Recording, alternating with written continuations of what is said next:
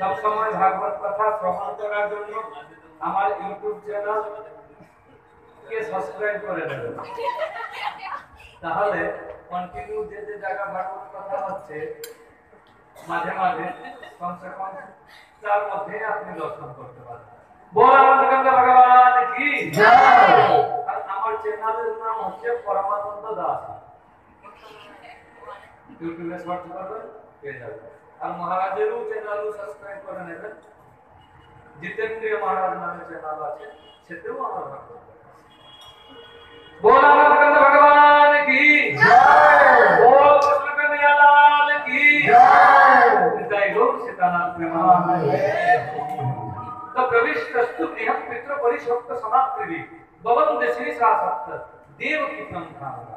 सर्वप्रथम गृह प्रवेश करे गोविंद की करलेन, देवकी आदि सप्त माता के चरण स्पर्श करे प्रणाम करलेन। केन न अभिवादनशीलस्य नित्य वृद्ध वसेरिन चत्वारिकस्य वर्धन्ते आयुर्विद्या यशो बलम। गुरुजनদেরকে প্রণাম করলে কি হবে? চারটা বস্তু বৃদ্ধি হবে।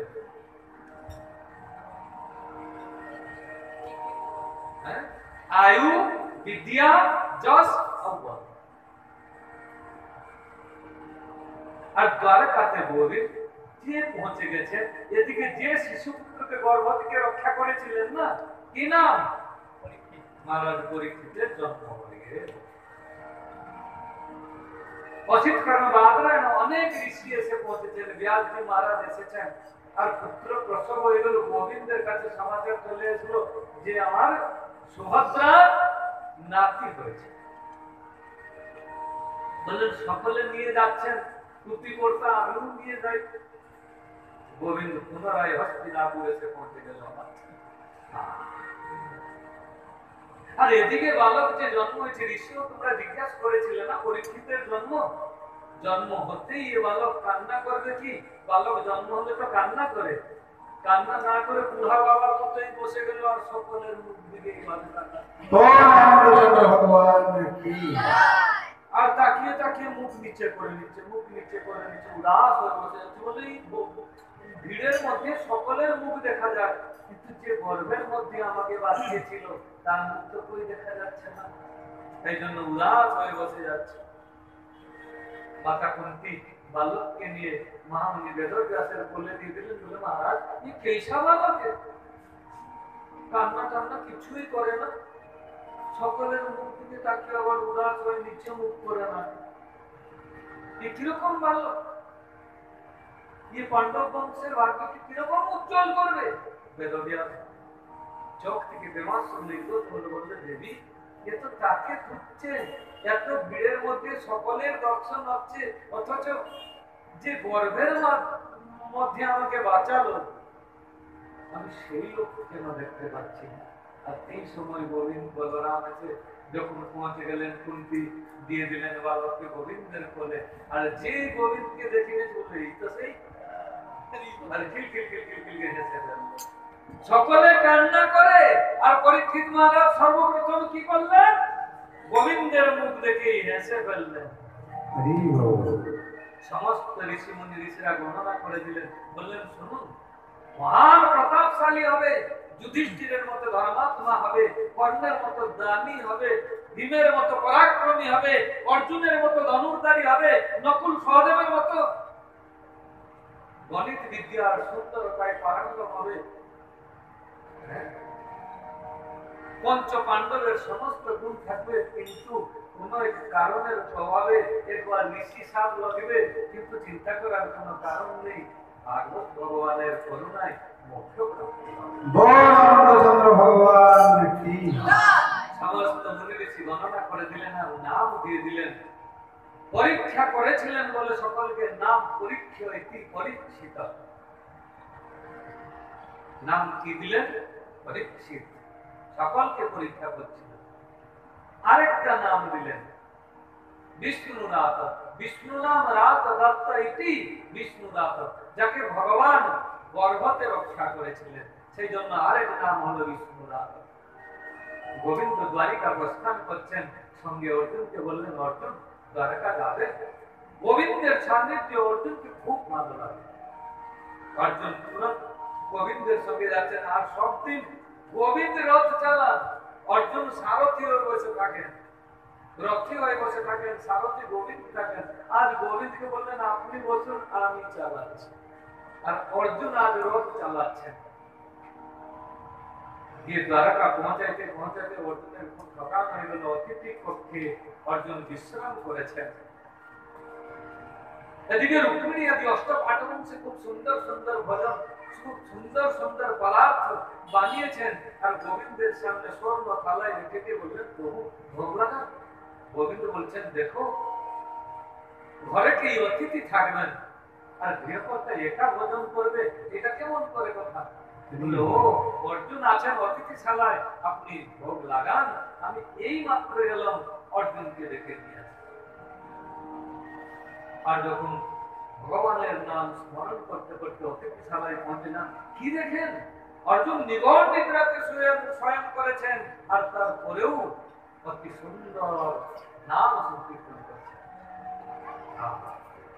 হরে কৃষ্ণ কৃষ্ণ কৃষ্ণ কৃষ্ণ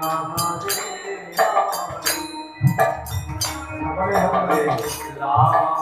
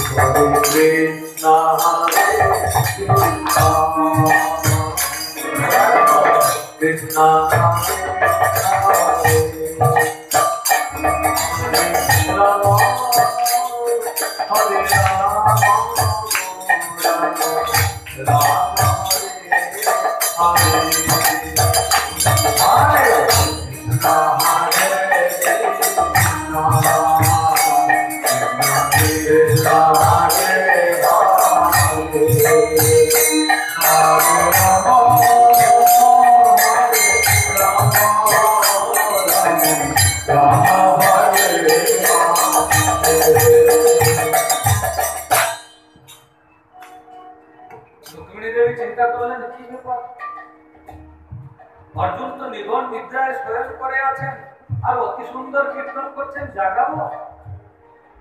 আর এত সুন্দর কীর্তন করছিলেন তিনি, প্রেম ভাব চলে আসলো রুক্মিণী দেবী, ঝুমতে লাগলেন, হাত তালি দিতে লাগলেন, ভুলে গেলেন গোবিন্দ এখানে বসে আছেন। সবচেয়ে ভালো এলেন অষ্টপাটবংশী সেবা থাকে, কে পরিবেশন করবেন, কে রন্ধন করবেন, কে জল পাত্র ধরে দাঁড়িয়ে থাকবেন, কে তাম্বুল পাত্র ধরে থাকবেন, কেউ চামর ব্যঞ্জন করবেন, আর কেউ বসে বসে চাটু আর বৃষ্টি বৃষ্টি কথা বলবেন, তাতে ভজন প্রসন্নতা ভজন হয়ে যায়। তো অষ্টপাটবংশী সেবা করতে গিয়ে সত্যভামা দেখে একটু নৃত্য করতে ভালোবাসা, হাঁটা থেকে বুঝে যাবে যে সত্যভামা আসছেন। एक एक पाए ताल ना राग राग के ताल सके लिखते महात्मा ने আর সত্য আমাদের এসে পৌঁছে গেলেন, বললেন প্রভু আরে অন্ন ব্যঞ্জন শীতল হয়ে গেল, ভক্ত লাগান, বলে ঘরে অতিথি থাকবে আর আমি গৃহকর্তা ভজন কি করে করি? বলে ও অতিথি আছেন, আচ্ছা আচ্ছা অর্জুন এসেছেন না, আচ্ছা প্রভু আপনি ভোগ লাগান, আমি এই মাত্র গেলাম। বড় প্রেম সে ভগবানের নাম স্মরণ করতে করতে চলে যাচ্ছেন, হাত তালি দিয়ে দিয়ে দূর থেকে আওয়াজ শুনতে পেলেন, বোঝেন অতিথি ভবনে কোনো আজ কীর্তন হচ্ছে নাকি?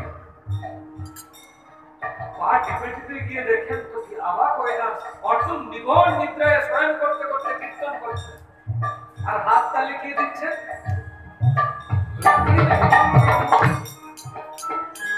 হরে কৃষ্ণ হরে Krishna Krishna Hare Hare Hare Rama Hare Rama Rama Hare Hare Krishna Hare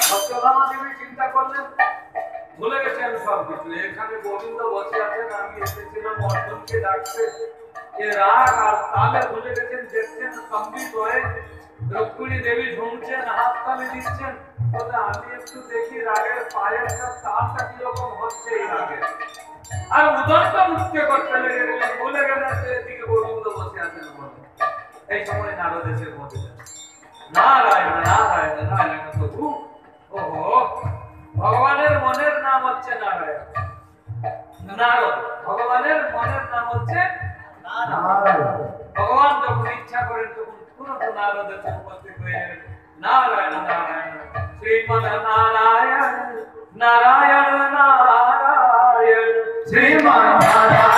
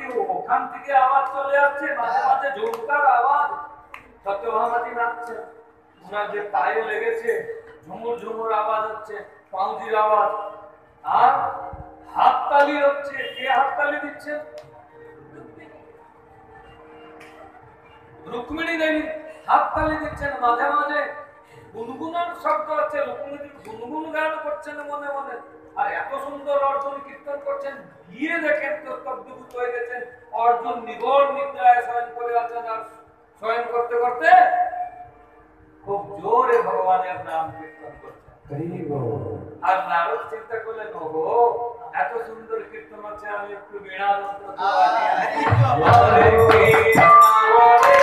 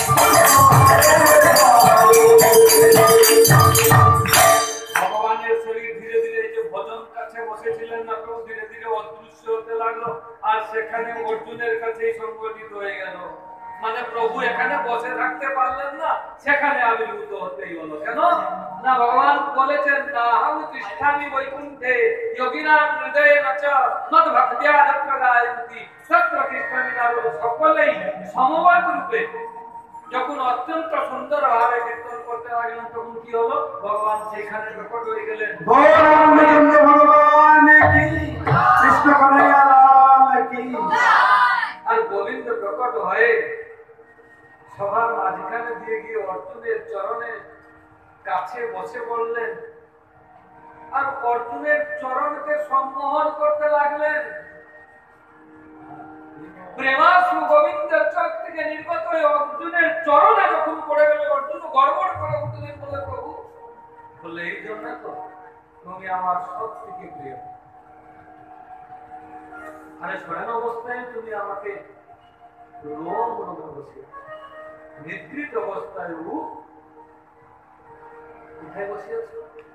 Rome রোমকে স্থান। এই কারণে তো তুমি সব থেকে আমার প্রিয়। আশীর্বাদ করে দিলেন, আজ থেকে কীর্তনে যারা হাত তালি দেবে তার হাতের রেখা পরিবর্তন হয়ে যাবে। দিয়ে না 7 দিন কন্টিনিউ দিতে হবে, 10 মিনিট দিয়ে দেখবেন কত পরিবর্তন হবে। কিন্তু ভাগ্য পরিবর্তন হবে নিশ্চিত। কীর্তনে হাত তালি দেবে। भक्त का क्या पहचान है? हाथों पे ताली और ओठों पे मुस्कान। আর কিছু লোক তো আছে মিলকিতরা দিলেও সে করে বসে থাকে। হ্যাঁ, হাসি হাসি ভাব গোবিন্দকে খুব পছন্দ হয়, ওই জন্য গোবিন্দ সদা সর্বদা হাসতেই থাকে, কত দুঃখ ওনার জীবনে না আসে। এই জন্য শাস্ত্রে বলেছেন কেহা সংহরে রবনিতা নীললোক দিব্রম। গোবিন্দের বিগ্রহ যখন কিনবেন কেমন ভাবে কিনবেন? একটু হাসি হাসি ভাব থাকবে, সেই বিগ্রহকে কিনবেন। গোবিন্দকে চিন্তন কেমন করবেন? হাসি হাসি ভাব থাকবে, সেরকম গোবিন্দকে চিন্তন করবেন। লাশ হয়ে থাকবেন, সেরকম গোবিন্দকে চিন্তন করবেন। এই জন্য গোবিন্দ আর আশীর্বাদ দিয়ে দিলেন, শোনো, আমার কীর্তনে যে উদণ্ড নৃত্য করে নিল তাকে আর 84 লক্ষ জমি জন্মে নৃত্য করতে হবে না। সেজন্য গোবিন্দের কীর্তনে উদণ্ড ভাবে নৃত্য করবেন। বলে আরে বিয়ে বাড়িতে গিয়ে যে নাচে গেটের সামনে, এমনি নাচতে পারে না, দেখবেন বুড়ি হলেও সে ঠুমক ঠুমক করে নাচতে পারে। আজকে মেয়ের বিয়ের সামনে আজকে যদি না নাচবো কবে নাচবো? বলে তাদের দশা কি হবে? বারবার জন্ম হবে, বারবার করবে, আবার আসো, আবার ঠিক নাচো, ফের মরো, খুব নাচো খুব মরো, খুব নাচো খুব মরো, তার উদ্ধারের কোন চিহ্ন নাই। গোবিন্দের কীর্তনের মুক্ত করো, কীর্তন উল্টে দেন নর্তকী। কীর্তন করতে হলে নর্তকী হতে হবে। যত অব্দি নর্তকী হবে না তত অব্দি মায়া তোমাকে নর্তকী বানাবে। তুমি গোবিন্দের নর্তকী হবে না তো মায়া নর্তকী করাবে। কার কাছে নিয়ে নাচ করাবে, কার কাছে নিয়ে নাচ করাবে সে তুমি বুঝবে। এই জন্য নৃত্য তো করতে হবে, গোবিন্দের নৃত্য, গোবিন্দের নর্তকী হয়ে যাও। যদি দাস হতে হয় তো গোবিন্দের দাস হয়ে যাও, অন্য কার দাস আছে।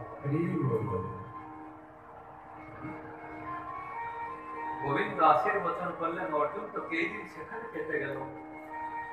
আর এদিকে যতক্ষণ রাত কুমারগণ ঋষির চরণে অপরাধ করে দিলেন। পর্বত নারদ ধন্য বিশ্বামিত্র অসিত কর্ণ দুর্বাসা ভৃগুরঙ্গিরা কশ্যপ বামদেব অত্রি বশিষ্ঠ নারদ ইয়ে মুনি ঋষি তপস্যায় লিপ্ত ছিলেন, তাদের সৎসঙ্গ চলছিল। যাদব রাজকুমারগণ দেখে পতুয়া বাঁধে ঋষিদেরকে মজাক করে দিলেন, বললেন দেখুন এ নারীর সন্তান কি হবে? আপনি তো ত্রিকালদর্শী, সবকিছু জানেন। বললেন আর পেট থেকে যে মুসল বেরোবে না সম্পূর্ণ যদুকুলকে ধ্বংস করে দেবে। ঋষি সাপ লেগে গেল, পরস্পর লবর জবর করতে করতে বারুণী মদিরা মৃত্যুয়া মদন মদিত চেতসা অজানত নিবানাম্য চতুঃপঞ্চাবশে শিখা। বারুণী মদকে পান করে পরস্পর লবর জবর করতে মৃত্যু হয়ে গেল। 4-5 জন বেঁচে গেলেন আর বাকি সব খতম। সেখানে গোবিন্দ ছিলেন, বলরাম ছিলেন। বলরাম তো অনন্ত রূপ ধারণ করে ক্ষীর সমুদ্রে চলে গেলেন, আর গোবিন্দ কিছু তো নিমিত্ত বানা করে তিনি সোধাম চলে গেলেন। সোধাম যাওয়ার আগে অর্জুনকে বললেন, অর্জুন আমার পত্নীগণকে কি মিনিটের মধ্যে দ্বারকা জলে মিশে যাবে, সেই জন্য তুমি আমার পত্নীদেরকে নিয়ে রাধার মেয়ের কাছে ছেড়ে দিয়ে আসো। কিশোরীর যে করুণা লাভ হবে তো এদের কল্যাণ হয়ে যাবে। আর সেই অর্জুন কাকে নিয়ে যাচ্ছে? গোবিন্দের পত্নীদেরকে নিয়ে যাচ্ছিলেন। রাস্তায় স্বয়ং গোবিন্দ চোর হয়ে এসে নিজের পত্নীদেরকে হরণ করে নিয়ে গেলেন কেবল অর্জুনকে একটু শিক্ষা দেওয়ার জন্য। হ্যাঁ অর্জুন, আমি নাই তো তোমার গান্ডীব ধনু কোনো কাজের নয়।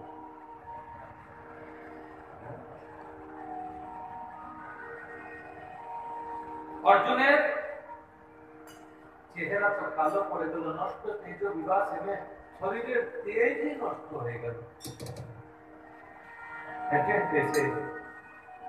আজ অনেক দিন বাদে কোথায় পৌঁছাইছে?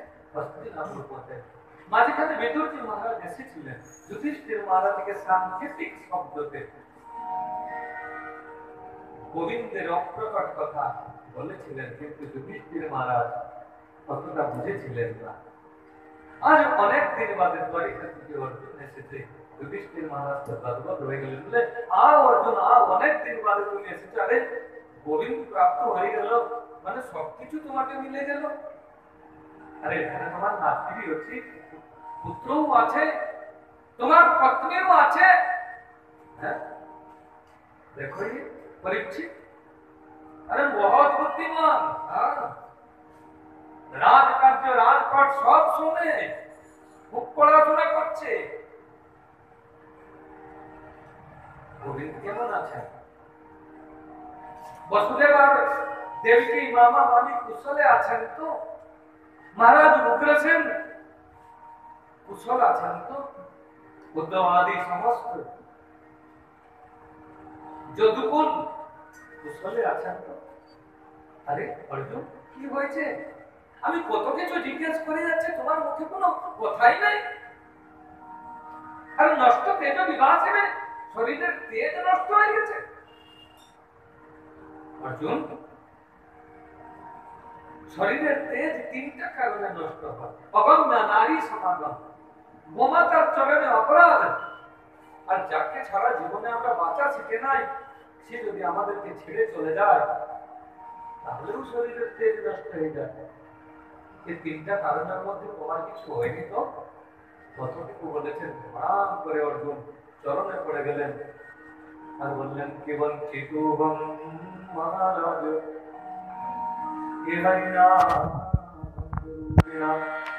কে যে নমকহতম তেজো দেব বিস্মাপনম। ভাই, আজ আমরা গোবিন্দ থেকে বঞ্চিত হয়ে গেছি ভাই। যে গোবিন্দের করুণায় দ্রৌপদী মধ্য ভার্যকে আমরা প্রাপ্ত হয়েছিলাম।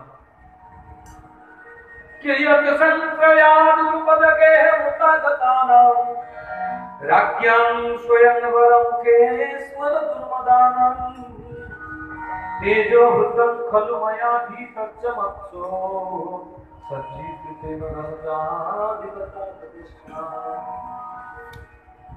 যে গোবিন্দের কারণে দ্রৌপদী মতো ভার্য আমাকে প্রাপ্ত হয়েছিল, আজ সে গোবিন্দ প্রধান করতে অর্জন করেছে। কে জন দুগা পবন ব্যক্তি দুরন্ত কৃচ্ছা দুর্বাস সরবেতা দৈতা কৃভুগিও সাকান্ন চিত্তম উপযুজ্য যত ত্রিলোকি তৃপ্তামন্ত সলিলে বিমুক্ত সঙ্গ।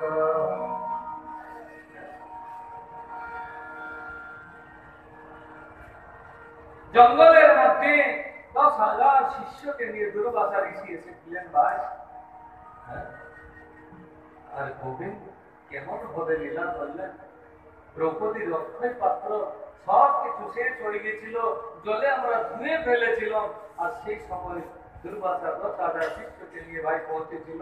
আর সেই অবস্থায় গোবিন্দ গিয়ে অক্ষয় পাত্রটিকে একটু সাগরতা দিয়ে তৃপ্তম তৃপ্তম বলতে লাগলেন। আর 10,000 শিষ্য চান করতে করতে তাদের পেট ভরে গেল। সেই রাস্তা দিয়ে তারা পানি গেলেন। কিভাবে গোবিন্দ আমাদেরকে বাঁচিয়েছিলেন, সেই গোবিন্দ আর প্রধান চলে গেছে। আরে কেমন হলো, কি করে হলো? বলে যাদব বালকগণ, যাদব রাজকুমারগণ ঋষিদের চরণে অপরাধ করে দিল, আর যার ফলে অভিশাপ প্রাপ্ত হয়ে গেল। 12 দিন মদিনা বিদ্যা মদন মতিতে চেতসাম অজানাত নিবারণ্য চতুঃ পঞ্চাবশে। 12 মদকে পান করে পরস্পর জবর জবর করতে করতে সকলেই শেষ হয়ে গেলেন। আর গোবিন্দ কাউকে নিমিত্ত বানিয়ে তিনি প্রধান চলে গেলেন। যাওয়ার আগে আমাকে বলে গেছিলেন, ভাই পত্নীগুলোকে নিয়ে রাধারানীর কাছে পৌঁছে দেওয়ার। ভাই আমি পত্নীগুলোকে নিয়ে যাচ্ছিলাম, সেই গোবিন্দই চোর উদ্দেশ্যে ধারণ করে পত্নীদেরকে হরণ করে নিয়ে গেলেন। আমি কিছুই করতে পারলাম না। মাতা কুন্তী গোবিন্দের কথা শুনছিলেন, বললেন, তুই ভাই কি কথাবার্তা হচ্ছেন? যার দেশে দাঁড়িয়ে শুনছিলেন। যখন শুনলেন গোবিন্দ নেই, দাঁড়ান করে মাটিতে পড়ে গেলেন, আর ওনারও মৃত্যু হয়ে গেল। তিনি গোবিন্দের বিরহকে সহ্য করতে পারলেন না। যুধিষ্ঠির মহারাজ দশ বসে তাকালেন, তো দেখলেন মাতা কুন্তীও প্রধান চলে গেলেন। কাঁদতে কাঁদতে বললেন, আরে বলে ভণ্ডারী, এতদিন বাদে তুমি এলে দ্বারিকা দিকে অপ্রিয় সমাচার নিয়ে। কাঁদতে কাঁদতে মার অন্তিম সংস্কার করে বললেন, যখন গোবিন্দ আর এই ধরাধামে নেই, পাণ্ডব থেকে কি করবে? পরীক্ষিতকে ডেকে আনলেন, রাজগদ্দিতে বসিয়ে দিলেন। মাত্র 14 বছর বয়স, বসিয়ে দিলেন, তিলক লাগিয়ে দিলেন। বললেন, শোনো, আজ হস্তিনাপুরের রাজা হচ্ছেন পরীক্ষিত, সারা পৃথিবীর সম্রাট হচ্ছেন মহারাজ পরীক্ষিত। পরীক্ষিত বলছেন, বাবা আমি কিছু জানতে, বলে কিছু জানতে হবে না। যখন বলেন নেই করে পাণ্ডব থেকে কি করবে, কিছু জানতে হবে। যতদিন তুমি রাজকার্য শিক্ষা না করেছ ততদিন আমার মহামন্ত্রী কুল গুরু রাজকার্যে সহায়ক করবে। রাজকার্য যতদিন যুদ্ধ ক্ষেত্রে পারঙ্গত না হয়ে গেছ ততদিন আমার সেনাপতি রাজ্য সীমা সুরক্ষা দেবে। কুল গুরু আচার্য মহামন্ত্রী সকলেই রাজকার্যে সাহায্য করবেন। তোমার কোনো চিন্তা নেই পুত্র। একটা কথা কিন্তু খেয়াল রাখবে পুত্র, কি না জীবনে তুমি রাজা, রাজা জীবনে কোনোদিন পাপ করে না আর পাপ দর্শনও করে না। রাজা কোন পত্নীর স্বামী হতে পারে না, রাজা কোন পুত্রের পিতা হতে পারে না। রাজা সমগ্র প্রজাদের, প্রজা সুখটাই রাজার কামনা হওয়া দরকার। আর তুমি গৃহস্থ, অতিথি অভ্যাগত তোমার দ্বারে কোনদিন झूठ कपट को छोड़ो, हर प्राणी से प्यार करो। झूठ कपट को छोड़ो, हर प्राणी से प्यार करो। हर आए संत की सेवा से न कभी इनकार करो। धरनाए अन्न की सेवा से न कभी इनकार करो।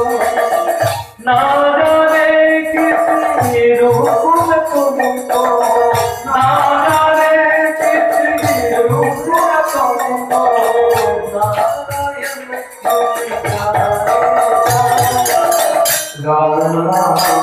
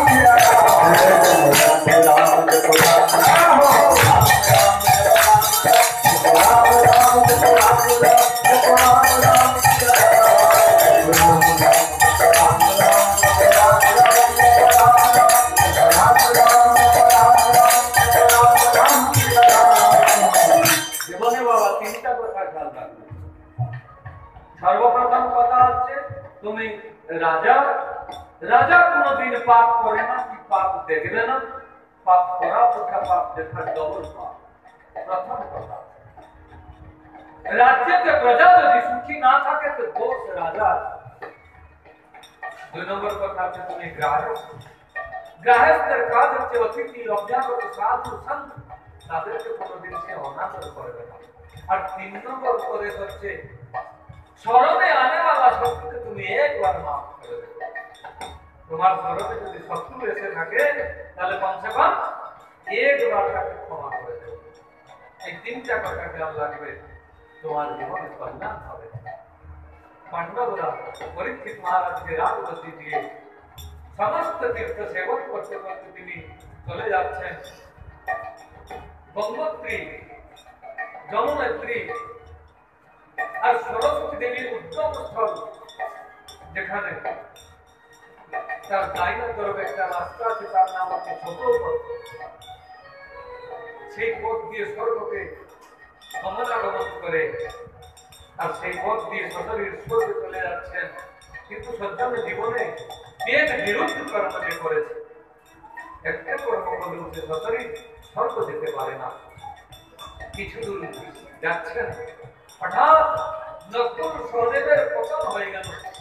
ভীম বলছেন ভাইয়া লঘু ভ্রাতা নকুল সহদেবের পতন হয়ে গেল বলে হ্যাঁ সে তো সরাসরি ঈশ্বর को যেতে পারবে না বলে কেন না একজনের গণিতের অভিমান ছিল আর একজন রূপের অভিমান করত তার ভালো রূপ ছিল বলে রোজ অভিমান করবে হ্যাঁ আমি ভালো হ্যাঁ রূপবতী রূপবান রূপবান রূপবান রূপবতী শরীর দিয়ে অহংকার করতে না আরেকজন গণিতের বিদ্যা ছিল বলে সে অভিমান করত সব সময় হ্যাঁ ভালো করে জানি 50 বার বিকাশ করলে তারপরে জানি তো অভিমান করতে না আর কিছুগুলো আগে গেছেন দ্রৌপদীর পতন হয়ে গেল আরে পত্নী দ্রৌপদী যাজ্ঞসেনী সশরীরে স্বর্গ যেতে পারছেন না পতন হয়ে গেল মৃত্যু হয়ে গেল ভীম জিজ্ঞেস করছেন আমার পত্নীর মৃত্যু হয়ে গেল সশরীর স্বর্গ না না সে সশরীর স্বর্গ যেতে পারবে না বলে কেন তার দোষ কি বলে স্বামী তো আমরা মানব তাই না অর্জুনকে কিন্তু বেশি ভালোবাসে ওই জন্য পরিবেশন করার সময় কাউকে কম কাউকে বেশি পরিবেশন করবেন না তাহলে এরকমই গতিপ্রাপ্ত হবে আর একটু আগে গেলেন অর্জুনের পতন হয়ে গেল বলে কৃষ্ণের সখা অর্জুনের মৃত্যু হয়ে গেল বলে হ্যাঁ সেও সশরীর স্বর্গ যেতে পারে না বলে কেন না গান্ডীবকে নিয়ে অনেক অভিমান করতো একদিন গান্ডীবের জন্য গোবিন্দকেও ভালো শব্দ প্রয়োগ করে না বলে কেমন বলে অবন্তী দেশের ব্রাহ্মণ তার পুত্র মরে যাচ্ছিল রোজ এসে ভগবান দ্বারিকাধীশ বসে আছেন সুধর্মা সবাই রোজ এসে গালাগালি করত হ্যাঁ আরে কৃষ্ণ হচ্ছে সব থেকে পাপী আমি ব্রাহ্মণ আমি জাতিস্বর 10 জন্ম পর্যন্ত কোনো পাপ করে নাই 10 জন্মের সমস্ত বস্তু আমার স্মরণ আছে তারপরেও আমার পুত্র মরে যাচ্ছে কেন রাজা পাপ করলে পাপের ভাগী ব্রাহ্মণকে হতে হয় এজন্য ব্রাহ্মণ গিয়ে রাজাকে শাসন করে মাঝে মাঝে উপদেশ প্রদান করে এ করুন ও করুন যজ্ঞ করুন এ কৃষ্ণ কারো কথা শোনে না এজন্য কৃষ্ণ করবে পাপ আর ব্রাহ্মণ ভোগ করবে ফল রোজ গালি দিয়ে কেউ কিছু বলে 9 নম্বর পুত্র মারা গেছে গালি দিচ্ছে সে তোমাদের মধ্যে আরে রোজ গালাগালি করি তোমাদের মধ্যে কেউ ক্ষত্রিয় নেই তোমরা সকলে কি নপুংসক কারো মধ্যে পুরুষত্ব নেই প্রদ্যুম্ন আছেন সংকর্ষণ আছেন বাসুদেব আছেন অনিরুদ্ধ আছেন কৃষ্ণ আছেন সকলকেই বলে যাচ্ছি নিচে মুখ করে বসে আছে ব্রাহ্মণের শব্দের কেউ কোনো উত্তর দিচ্ছ না আর সেই সময় অর্জুন বসে দিল অর্জুনের শরীর প্রকম্পিত হয়ে গেল যখন বলে দিলেন কেউ এখানে কেউ কি ক্ষত্রিয় নেই সকলেই কি নপুংসক অর্জুনের শরীর প্রকম্পিত হয়ে গেল বলে কে সে ব্রাহ্মণ কে বলবে ক্ষত্রিয় নেই আমি আছি বলে তুমি কে হো হ্যাঁ কালকা ছোকরা এখানে প্রদ্যুম্ন আছেন অনিরুদ্ধ আছেন বাসুদেব আছেন সংকর্ষণ আছেন বলরাম আছেন কেউ কোনো কথা বলছে না তুমি আর অর্জুন কি বললেন তাচ্ছল্য করে কেনাহম সংকর্ষণ ব্রহ্ম না কৃষ্ণ কাশ্মীরি বচা আহম বা অর্জুন নাম গান্ডীবন্যস্য বৈকুণ্ঠ হে ব্রাহ্মণ আমি প্রদ্যুম্ন নই আমি বাসুদেব নই আমি সংকর্ষণ নই আমি অনিরুদ্ধ নই ওম অর্জুন নাম গান্ডীবন্যস্য বৈকুণ্ঠ আমি অর্জুন আমার ধর্ম হচ্ছে গান্ডীব গান্ডীব টঙ্কার করলেই সব ত্রিভুবন প্রকম্পিত হয়ে যায় বলে বাহ এতদিন বাদে একটা ক্ষত্রিয় সন্তান এ ব্রাহ্মণের পুত্রকে যদি রক্ষা করতে না পারো হরি সভার মধ্যে বলে যাও তুমি কি দণ্ড নেবে এতজনকে গালাগালি করছিল তার মধ্যে কেউ কোনো কথা বলেনি তুমি যখন কথা বলেছো আগে বলে দাও আমার পুত্রকে যদি রক্ষা করতে তুমি না পারো কি দণ্ড তুমি নেবে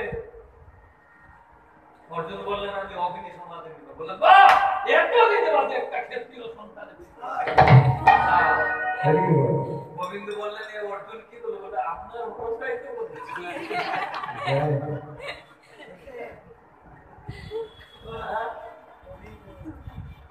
আর ব্রাহ্মণের পুত্র হবে, ধনুবাণ নিয়ে অর্জুন বসে গেল। জং কেউ ব্রেক করে দিল, আসতে দিল না, কিন্তু কারণান্নবোধ কোথায় বিষ্ণু হরণ করে নিয়ে যাচ্ছেন অর্জুন জানবে কি করে? সেখান তো তার পাওয়ার পৌঁছাবে না, পৌঁছাই যাবে গর্ভ মধ্য থেকে। কারণ কোথায় বিষ্ণু আছেন, পুরুষ অবতার কোথায় নেই, সব জায়গায় তো। সেখান থেকে তিনি হরণ করে নিয়ে যাচ্ছেন। কেন না এমনি এই দুজন হচ্ছেন নর আর নারায়ণ। এই তো নর নারায়ণ ছিলেন সত্যযুগে। আজ কৃষ্ণ আর অর্জুন হয়ে বিরাজমান হয়েছেন, এই দুজনকে দর্শন করবেন তিনি, এই জন্য হরণ করে নিয়ে যাচ্ছেন। আর অর্জুন কোনরকম যখন পুত্রকে বাঁচাতে পারল না, পুত্র জন্মগ্রহণ করলো, কান্নাও করলো, তারপরেই মৃত্যু হয়ে গেল। অর্জুন অগ্নি সমাধি নেবেন, গোবিন্দ আসলেন, বললেন চলো। বললেন অভিমান করতে, গান্ধীর জন্য অভিমান করে কৃষ্ণকেও ভালো শব্দ প্রয়োগ করেছিল না, তাচ্ছল্য করে কথা বলেছিল। এই কারণে সশরীর সে স্বর্গ যেতে পারল না। আর কিছু দূর গেল, হ্যাঁ, অক্সিজেন শর্ট ভীমে রয়ে গেল, হামাগুড়ি দিয়ে দিয়ে যাচ্ছে, তবেও পড়ে গেল। বললো ভাই আমি পড়ে গেলাম। বলে হ্যাঁ তুমি তো পড়বে। ও মরার আগে কমসে কম তো বলে দাও আমার দোষটা কি ছিল। বলে তুমি খুব লোভী ছিলে। কে ইয়াবৎ বিয়দনকরম তাবৎ সত্যং জিতেহিনাম অধিকপ্যবমন্যতে সোস্তেনা দণ্ডমরহতি। যতটুকু প্রয়োজন ততটুকুই খাবেন, লোভ করে বেশি খেলে সোস্তেনা, সে একটা চোর। ভগবানের অন্ন ভণ্ডারকে সে চুরি করে খেয়েছে, এই জন্য সে দণ্ডের অধিকারী। অত বেশি লোভ করে খাবেন না। আর যুধিষ্ঠির মহারাজ স্বর্গ পৌঁছালেন, 2 মিনিট নর্ক দর্শন করে পুনঃ ধর্ম সিংহাসনে বিরাজমান। बोलानंद कंद भगवान की।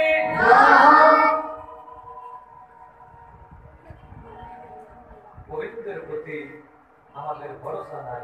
আর এদিকে পরীক্ষিত মহারাজ এখন বুঝিল প্রভু শ্রীরাম শ্রীরাম তোমার চরণ বুঝিল তোমার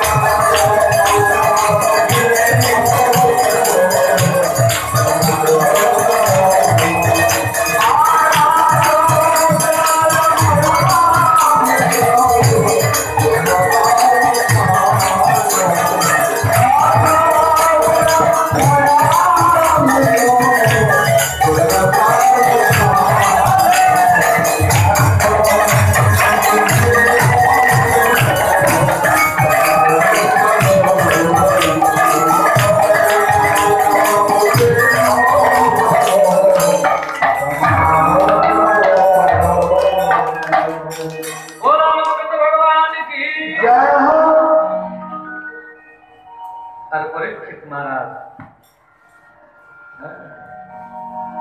দ্বিতীয় চাঁদের ন্যায় ধীরে ধীরে ধীরে ধীরে কি হচ্ছেন, বৃদ্ধি হয়ে যাচ্ছে, চন্দ্রকলার ন্যায় বেড়ে যাচ্ছেন। ঋষিদের আশীর্বাদ, সাধু সন্তের আশীর্বাদ, সমস্ত প্রজাজনের শুভকামনা। আর পরীক্ষিত মহারাজের বিবাহ হয়ে গেল।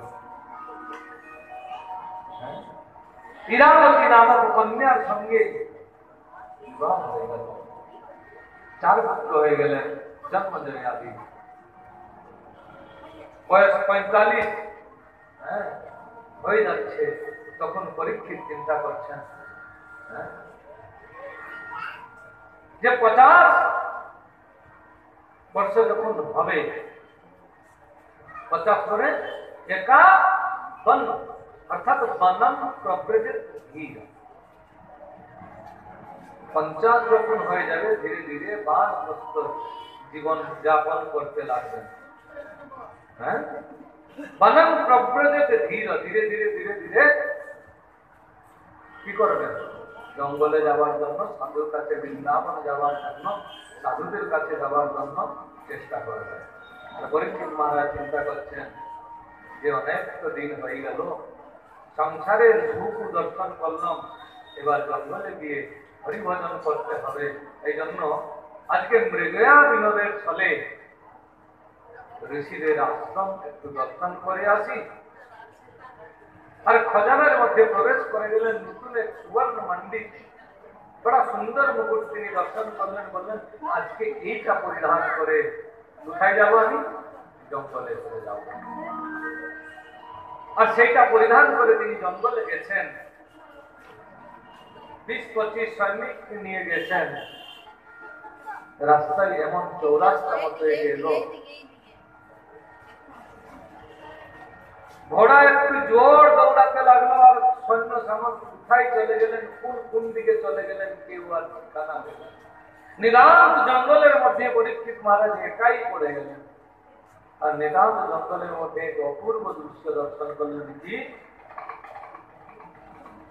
না, এক ষাঁড় এক পায়ে দাঁড়িয়ে আছে। এই ষাঁড় কি জানেন, যে স্বয়ং ধর্মদেবতা। আর তার সামনে গোমাতা দাঁড়িয়ে আছেন, গোমাতা ক্রন্দন করছেন। গোমাতা ক্রন্দন করছেন। এই গোমাতা হচ্ছেন এই পৃথিবীর। ষাঁড় ওনাকে জিজ্ঞাসা করছেন কে কশ্চিৎ ভদ্রেনা ময়মাত্মনস্তে বিচ্ছায়া সিমলা যত সম্মুখেন অলক্ষয়ে ভবতি মন্তরাধিম দূরে বন্ধুম সো যসি কঞ্চনাম্ব। হে দেবী, আপনি কাঁদছেন কেন? কি হয়েছে? আপনার বন্ধুকেই আপনাকে ত্যাগ করে চলে গেছে, যার ফলে আপনি ক্রন্দন করছেন। নতুবা একটা ষাঁড় 4 পায়ে দেখতে ভালো লাগে, আমার 3 পায়ে কেউ কেটে দিয়েছে। নারী মানে মাত্র স্বরূপা। আপনার হৃদয় কোমল, আপনার হৃদয়ের মধ্যে দয়ার প্রভাব এসে গেছে, এই জন্য হয়তো আমার এই রূপটাকে দর্শন করে আপনি দুঃখে ক্রন্দন করছেন। সত্যি কথা বলুন, আপনি কাঁদছেন কেন? কষ্ট কি আছে? আর কথোপকথন দুইজন হচ্ছেন। এই সময় পরীক্ষিত মজুর বলে, বাপরে, সে তো কথোপকথন হচ্ছেন। হে ভগবান, আমার রাজ্যের মধ্যে এইরকম হলো, এ কি করে সম্ভব? কে করবে?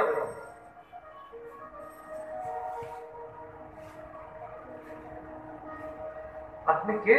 আপনি বলুন, আমার রাজ্যের মধ্যে আপনার 3 পাকে কেটে গেল কে?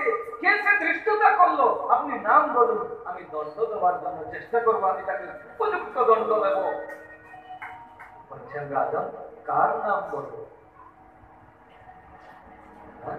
কর্ম করব আমি, বাস্তবে দোষী কে? শান্ত একটু চিন্তা করে দেখুন, খারাপ কাজ করেছি আমি, সেই জন্য দণ্ডটা আমাকে প্রাপ্ত হলো। কর্ম করো, কাজ করব আমি, আর ফল ভোগবে পড়োশি। আর হলো না, তার হলো না, তার হলো না, আমারই কেন হলো? অর্থাৎ আমি খারাপ কাজ করেছিলাম।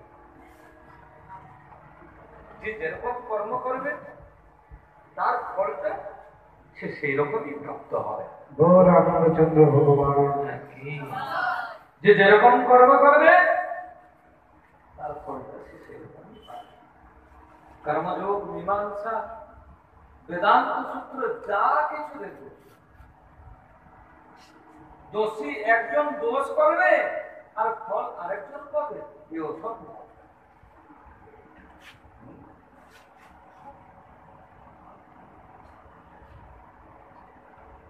অশ্লীল কালে সেটা সম্ভব না। একজন দোষ করবে আর একজন ফল পাবে, মান করবে। অশ্লীল কালে সম্ভব হয় না। এই জন্য বললেন, বলে আপনি বলুন তো কমসে কম, আমি দ্বন্দ্ব দেওয়ার জন্য চেষ্টা করব, কিন্তু ধর্মদেবতার কাছ থেকে কখনো বলে কার নাম নেব? রাজন, আমার জীবনে হয়তো এমন কিছু ভুল কাজ হয়েছে যার ফলে আমারই ভুল পালন করে। কেননা সত্য যুগে ধর্মের 4 চরণ ছিল: দান, দয়া, সত্য, দান, দয়া, পবিত্রতা। সত্য, দান, দয়া, পবিত্রতা। সত্যযুগ গেল, পবিত্রতা নষ্ট হয়ে গেল, থাকলো সত্য, দান, দয়া।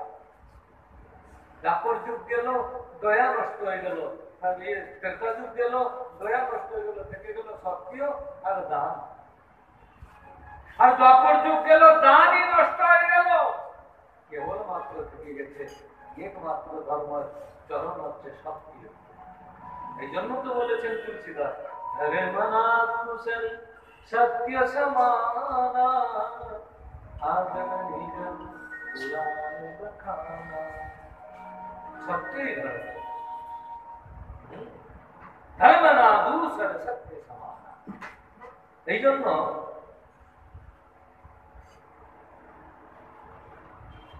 আমার এক পায়ে আছে, সত্যের এক পা, ধর্মের এক পা।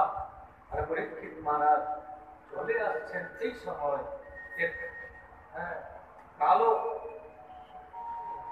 এক তাগড়া গঠিলা শরীর, খাটো করে, লৌহ মুকুট পরিহিত,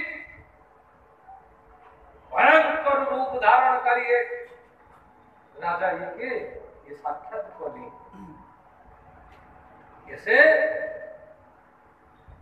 সে সাড়ে এক পায়ে যে তিনি দাঁড়িয়ে আছেন, ধর্মরূপী সার, সে পাটাকেও নষ্ট করার কলিযুগে দেখবেন যে সত্য কথা বলবে সে সদা কল্যাণী করে পড়বে, যে ধর্ম পথে চলবে সে সব সময় কষ্ট পাবে।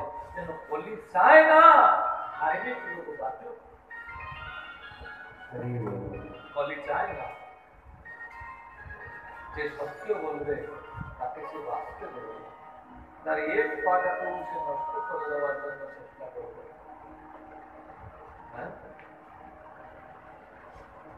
এ হচ্ছে কলির কাজ। আর এই সময় পরীক্ষিত যখন অনুকুমার নিয়ে দৌড়ে গেলেন মারার জন্য, তখন হলো কি কলিযুগ খুব চালাক, তো মুখটা বের করে পরীক্ষিত মহারাজের চরণেরকে দিয়ে ত্রাহিমাম ত্রাহিমাম ত্রাহিমাম। আর পরীক্ষিত মহারাজ বলছেন, যখন ত্রাহিমাম শরণ গেলাম, আপনার শরণে এলাম মহারাজ, আমাকে মাফ করে দিন। যখন কলি বলছে তখন পরীক্ষিত মহারাজ কি বলছেন? কেন তে গুড়া কেশো যশোধরাণাম বদ্ধাঞ্জলির বৈ ভয়মস্ত কিংসি। মৃত্যুর ভয় নাই তোমার, মৃত্যুর ভয় নেই। কেন না? আমি হচ্ছে পাণ্ডবের প্রকোপ।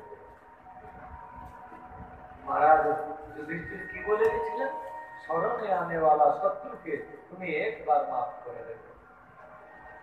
भगवान की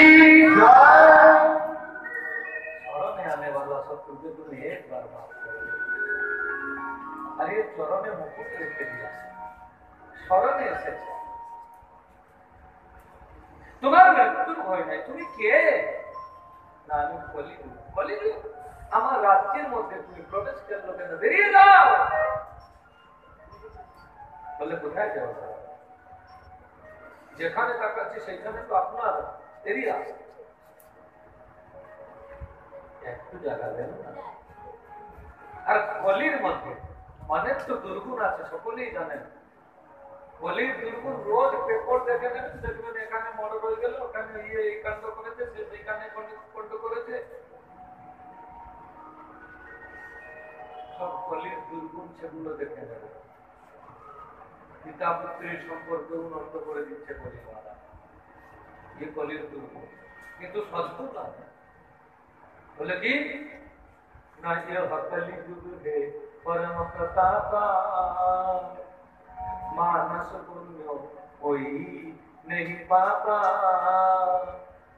ये কলিযুগে সদ্গুণ হচ্ছে, মনে মনে যদি কেউ পাপ করে তাহলে পাপের ফল তো তখন সে পাবে শরীর দ্বারা, যখন পাপ কাজ হবে। আর মনে মনে যদি কেউ পুণ্য কাজ করে, পুণ্য ফলের 100% ফল লাভ করবে। মনে মনে আপনি গায়ে দান করলেন, গোমাতা দানের পুণ্য ফল পাবেন। মনে মনে সোনা দান করলেন, সোনা দানের ফল পাবেন। মনে মনে ঠাকুরের সেবা করলেন, সেবা করার ফল পাবেন। মানস পুণ্য, মনে মনে কেউ যদি পুণ্য করে তাহলে পুণ্যের ফলটাকে পাবে। আর মনে মনে যদি পাপ হয়ে যায়, পাপের ফল তো তখন পাবে যখন শরীরের দ্বারা পাপ করতে হবে। রামচন্দ্র ভগবান কি। तो ये कलियुग है परम प्रतापा, मानस पुण्य कोई नहीं पापा। कलियुग समले ही आन जुग, जो नर करे विश्वास, गाए राम नाम विमल गुरु, भव करे करे प्रयास। আর কলিযুগে আরেকটা বিশেষ গুণ আছে, কলিযুগে যদি কেউ সদ্গুরু চরণে আশ্রয় করে, হরিনাম সংকীর্তন করে নিল, নিশ্চিত ভাবে সে বৈকুণ্ঠে যাবে। आगे सुखदेव स्वामी द्वादश स्कंद भागवत बोलते हैं कि कले दोष निधे राजा, कि कले दोष निधे राजा, अस्ति एक महान गुना, कीर्तना देव कृष्णस्यो मुक्त संग परम ब्रजे। कलिजुगे यदि केउ हरिनाम संकीर्तन करे निल তাহলে নিশ্চিত সে বৈকুণ্ঠটাকে প্রাপ্তি হয়ে যাবে। बोला नंदनंदन भगवान की जय। আসুন আমরা দৌড়ে মহামন্ত্র কীর্তন করে নিই। সকলে কীর্তন করো। হরে কৃষ্ণ হরে কৃষ্ণ, কৃষ্ণ কৃষ্ণ হরে হরে, হরে রাম হরে রাম, রাম রাম হরে হরে, হরে কৃষ্ণ কৃষ্ণ কৃষ্ণ হরে হরে, হরে রাম হরে রাম, রাম রাম হরে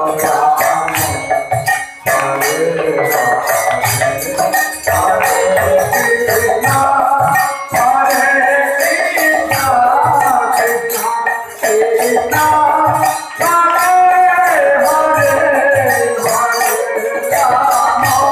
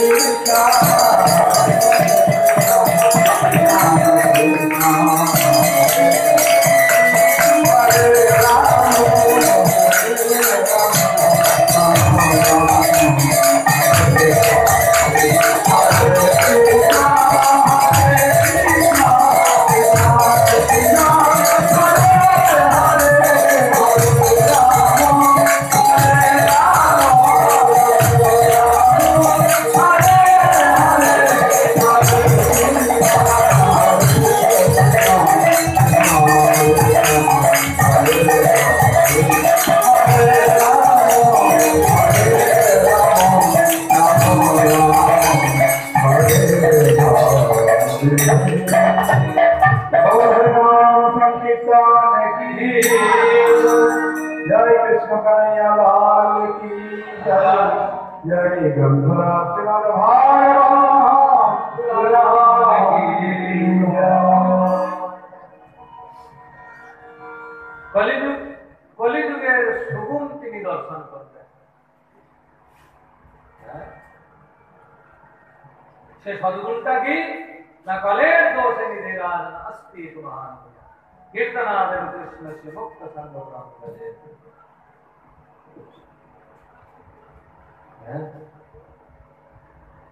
কলিযুগে কেউ যদি নাম সংকীর্তন করে নিল নিশ্চিত ভাবে সে গোবিন্দের কাছে পৌঁছে যায়, বৈকুণ্ঠ প্রাপ্তি হয়ে যায়। এই জন্য বললেন শোনো কলি, চারটা স্থান দিচ্ছি তোমার। अव्यक्त चितंग कदा तस्मै स्थानानि कलयेद द्युतं पानम स्त्रियः सुना। चारटा स्थान दिए কি সর্বপ্রথম স্থান দিলেন তোমাকে দ্যুত। কলি তুমি জুয়াতে থাকবে, জুয়াতে কপট রূপে কলি থাকে, বিনা কপটে জুয়া খেলা হয়। এই জন্য জুয়া কোনোদিন খেলতে না। দ্যুতম। দু নম্বর দিলেন পানম, মদ্যপান, নেশা। কোন নেশা গ্রহণ করতে না। নেশাতে কলি থাকে অহংকার রূপী কলি। গভর্নমেন্ট অধ্যয়ন করেছে, পিএইচডি করেছে, কিন্তু শরাব কি হলো, মদ খেয়ে নিল, নালিতে পড়ে আছে, কুত্তার সঙ্গে খানিকটা কথা বলে। হ্যাঁ, কুত্তার সঙ্গে কথা বলে, কুত্তা আছে তার মুখ কেটে যাচ্ছে, পেচ্ছাপ করে চলে গেলে তার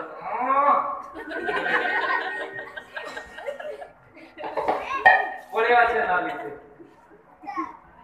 মদ খেয়ে নিল, পড়োশির বাড়িতে উঠে গেল, চাই নাস্তা হয়ে যাওয়ার পর চিন্তা করলে তো আমার বাড়ি নেই, পড়োশির বাড়ি।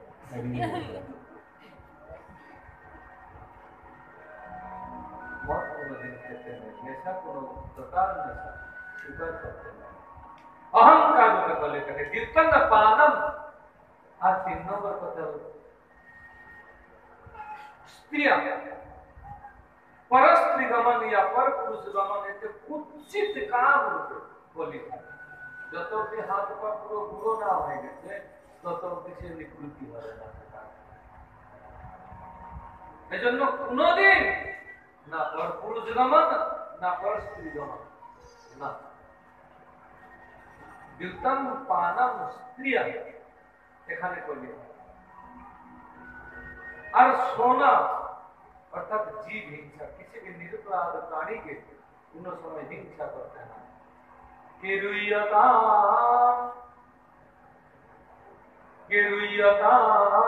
धर्म सर्वस्वम श्रुत्वाश्चैव विधलेताम आत्मना प्रतिकूलानि परेषां न समाचरे। এমন ব্যবহার লোককে করবে না, কাউকে করবে না যেমন ব্যবহার নিজকে খারাপ লাগে। आदत बुरी सुधार लो बस हो गया भजन बस हो गया भजन। आदत बुरी सुधार लो बस हो गया भजन, बस हो गया भजन।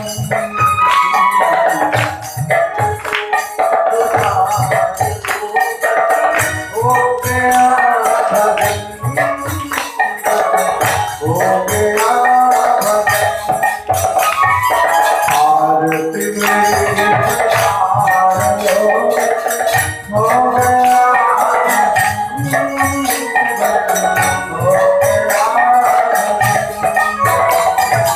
सृष्टि में तेरी खोट है, दुनिया निहार ले। सृष्टि में तेरी खोट है, दुनिया में हारी है। তোমাদের দর্শনে অনেক কিছু ভুল আছে, এই জন্য সদ্গুরু জ্ঞানানন্দ নিয়ে সেই দৃষ্টিতে দর্শন করো, কুদর্শন থেকে সুদর্শনের কৃপা লাভ করো। দৃষ্টি দুনিয়া নিহার ले।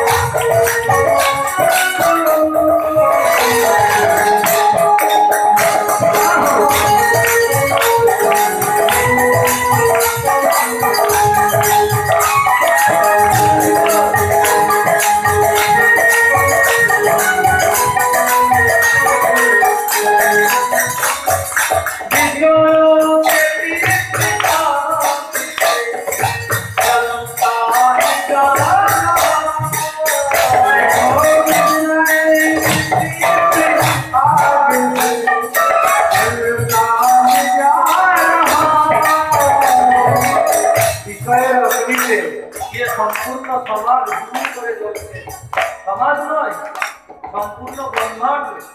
ये বলছে এই বস্তুটা আমার, সে বলছে না এটা আমার। ये বলছে না এটা হবে, সে বলছে না সেটা হবে। একান্ত অগ্নি করে চলে চলো। বিষ্ণয় কে প্রিয় চলতা হি যা रहा।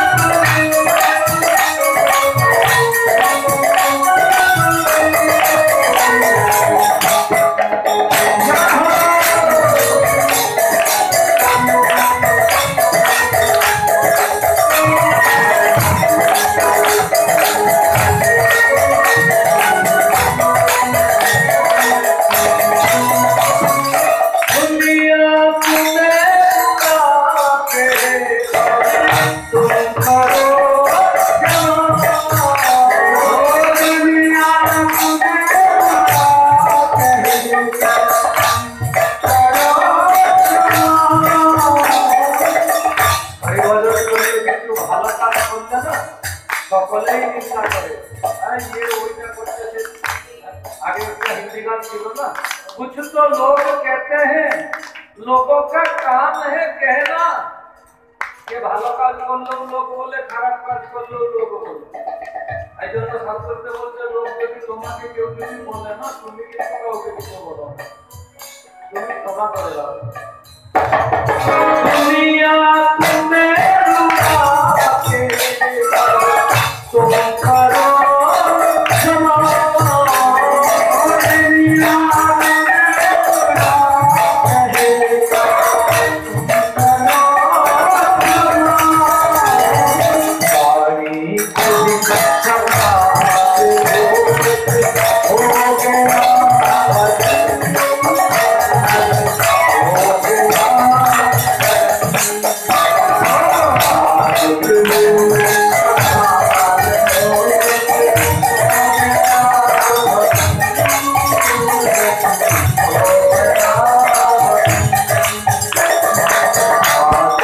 पूरी